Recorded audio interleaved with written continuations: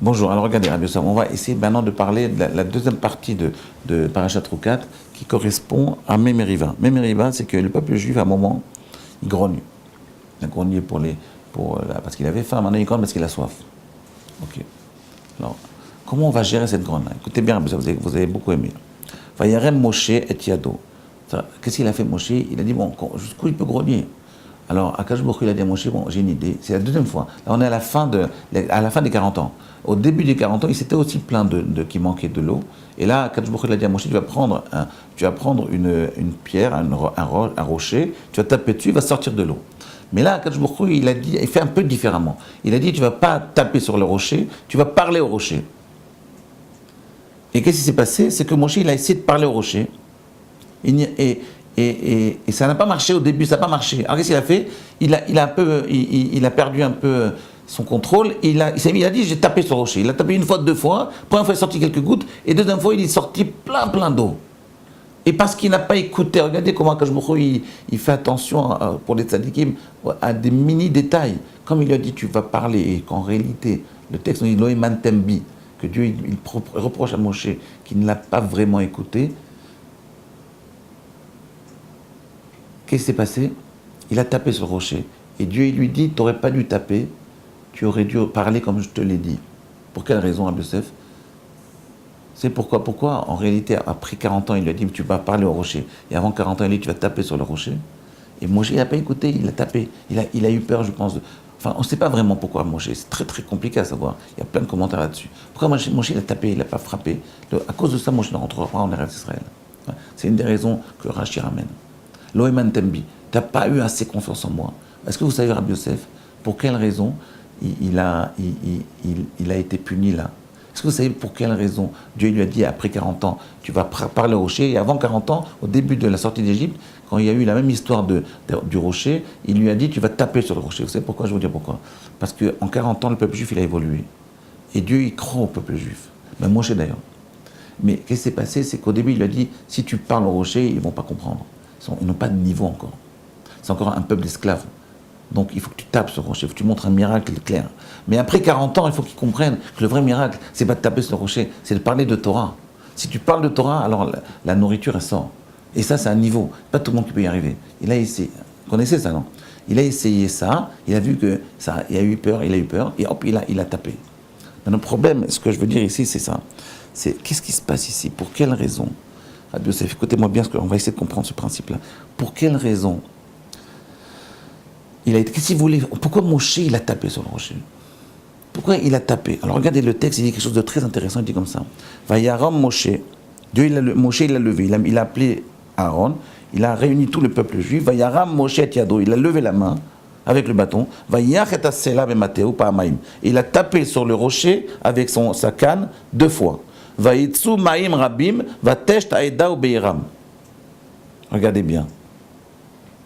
Regardez, le verset d'avant, il dit quelque chose. Donc, il a tapé sur le rocher. Mais le verset d'avant, il dit quelque chose de très intéressant. Vayakilu Moshe et Aaron et Akal. Moshe et Aaron, ils ont rassemblé le peuple. El Pena Sela, devant le rocher. Vayomer Shimuna Morim. Et il leur a dit, écoutez bien.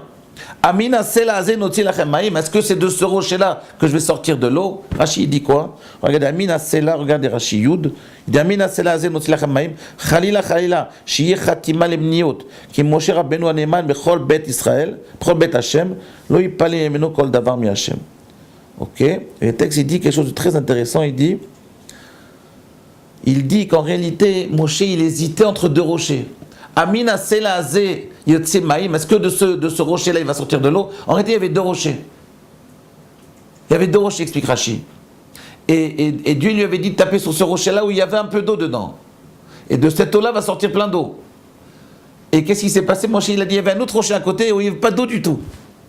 Et lui, Moshe, en réalité, il a tapé sur le 2e rocher. C'est ça l'enseignement qu'il voulait faire. Pourquoi il a tapé sur le rocher? Parce qu'il voulait faire sortir du rocher de l'eau. Et il a pris quel rocher? Le rocher où il n'y avait pas du tout d'eau.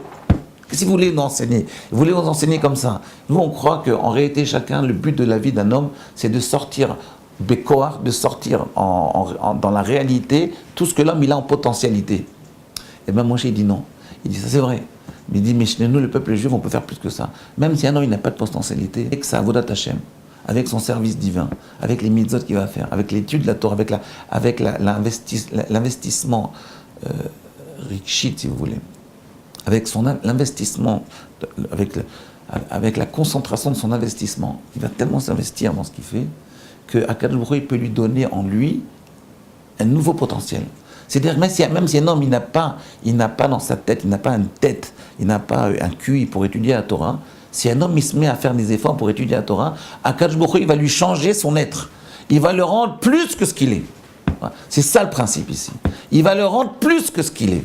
Il va lui donner des potentialités qu'il n'avait pas à l'origine uniquement parce qu'il dans son comportement, il a eu une volonté, il a eu un comportement qui exigeait plus que ce qu'il était au plus profond de son être. C'est-à-dire ici le grand chidouche qui voulait nous enseigner Moshe, c'est que le peuple juif il a cette faculté énorme de pouvoir non seulement sortir ses potentialités dans la réalité, rendre réelles ses potentialités, mais plus que ça, c'est même s'il n'a pas de potentialité, il peut créer des nouvelles potentialités, devenir plus que ce qu'il est. Yoter memasheo. Vous vous rappelez ce qu'on avait dit une fois. Yoter memasheo. Vous voyez, mais il y a une condition à ça. C'est ce que Moshe a voulu enseigner. Vous allez me dire, mais pourquoi Kadosh Baruch Hu n'a pas accepté cet enseignement? Au contraire, il l'a puni. Parce qu'il fallait le faire bediouk, exactement comme Dieu lui a dit de faire. Il a dit, mais si j'avais parlé, on n'aurait pas compris de quel rocher. Oui, les gens auraient compris. Vous comprenez ce que je veux dire? Moi, je veux dire plus que ça.